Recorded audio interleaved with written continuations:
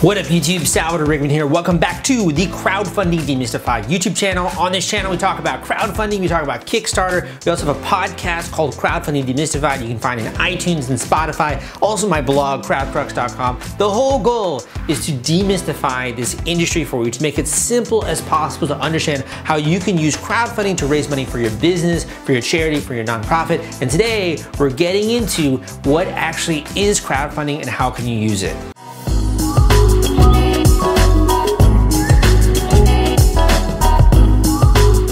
So what is crowdfunding? How does it work and what do you use it? Well, the easiest way to start with this is that there are different types and different forms of crowdfunding. Crowdfunding very simply is fundraising.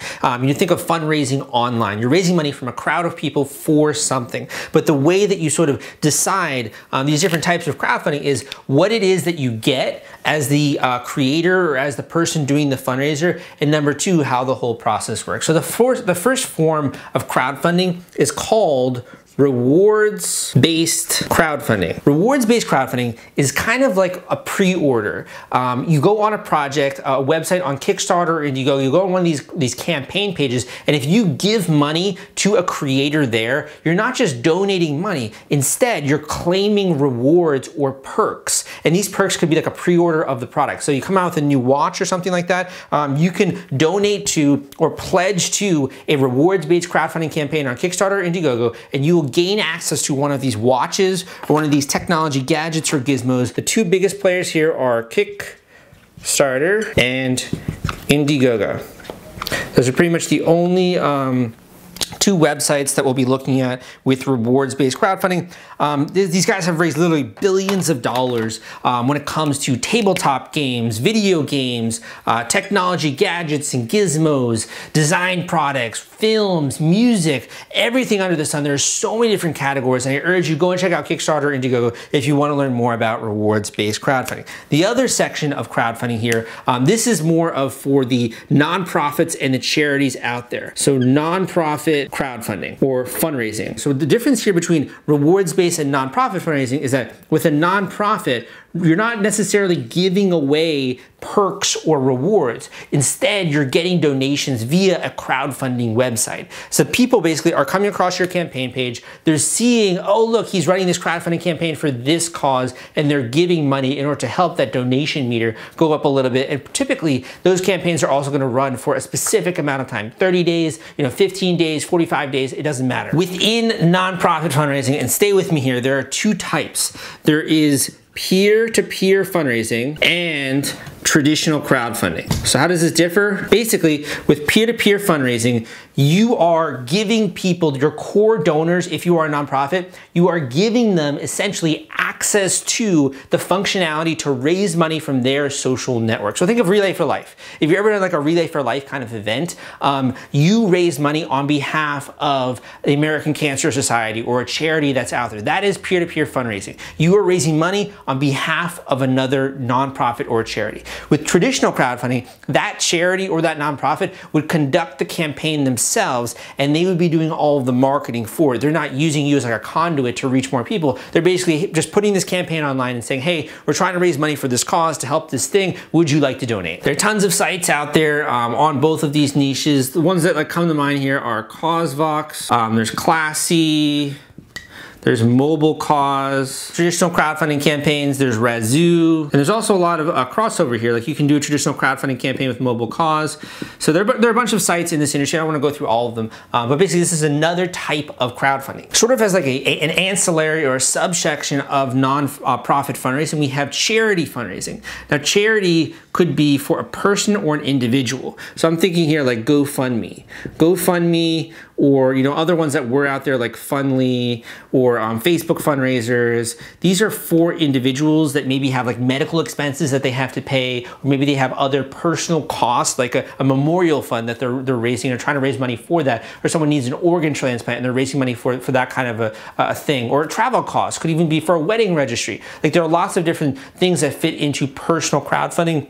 And this is something where I would say this is a little bit different than nonprofit fundraising, but this is an entire new segment of the industry. In addition to nonprofit fundraising, the next category we have is called equity crowdfunding. With rewards-based, you're giving away products. When someone gives you money, you're basically saying, hey, that's awesome, thank you so much for this pledge. In 3 months' time, I'm going to ship out one of these prototypes or one of these products to you. With equity crowdfunding, you're actually giving away shares of your company. So think of it as Kickstarter or Indiegogo, but for equity. So you're basically saying, hey, if you invest, you're going to get into the next Facebook, you're going to get in the ground floor here of this whole new startup. You're actually going to gain an equity percentage in the company. And in addition, if you want to, you can also offer rewards. Equity crowdfunding is a totally new thing using Title III and Regulation A+ of the Jobs Act. And you could do Reg D raises.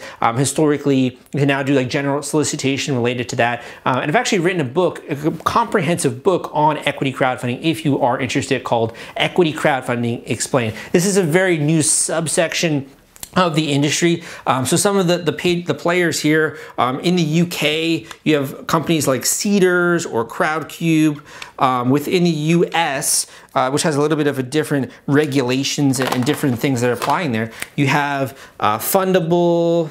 You have sites like Seed Invest, you have WeFunder, Start Engine, and Microventures, which actually works in conjunction with Indiegogo. So you have a lot of different sites here that kind of go into equity crowdfunding. But the key takeaway here is that this is for you if you want to basically give away equity in your company, and also you want to gain access to a bunch of investors.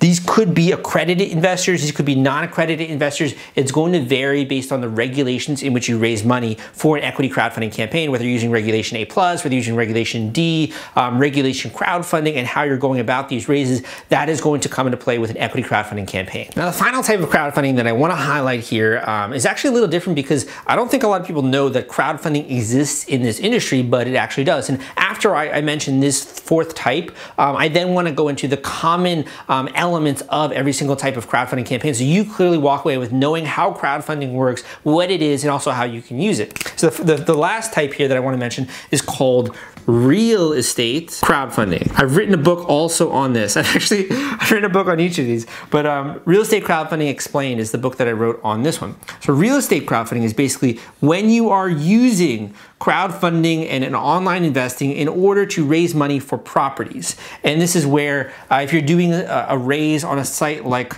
Fundrise or CrowdStreet or Realty Shares, Peer Street, there are a lot of different sites in this industry, but basically with these, you are putting together a offering. Basically, it's called a sponsor, is putting an offering on one of these platforms, and you're saying, hey, would you like to invest this? You could be approaching accredited investors when it comes to like Realty Shares or CrowdStreet, or if you're doing something like Fundrise, they are basically raising money for a private REIT, and then they're investing in these individual properties. So it gets a little bit more complicated. I have some videos out there that go way more in depth into that, but just know that real estate crowdfunding is also a form of crowdfunding and something that you can use to raise money for commercial or even residential properties, doing fix and flips and that kind of such. So now that we've covered all of this, I feel like Mr. Miyagi here, where I'm doing like wax on, wax off. Now that we've covered all of this, I want to just highlight really quickly while I have you here the different components that are common amongst all of these, because crowdfunding in and of itself is a really big word, and all it means is fundraising from like a lot of people and online, and doing it basically by following this format. So the first thing that comes with the crowdfunding format is a fundraising goal. Every single crowdfunding campaign has a fundraising goal. This is the amount that you are trying to meet if you're conducting one of these crowdfunding campaigns. It could be for larger amounts, like $100,000 if you're doing real estate. It could be $25,000 if you're doing a board game on Kickstarter, or for a nonprofit, it could be $10,000. It really varies, but every single one has a fundraising goal.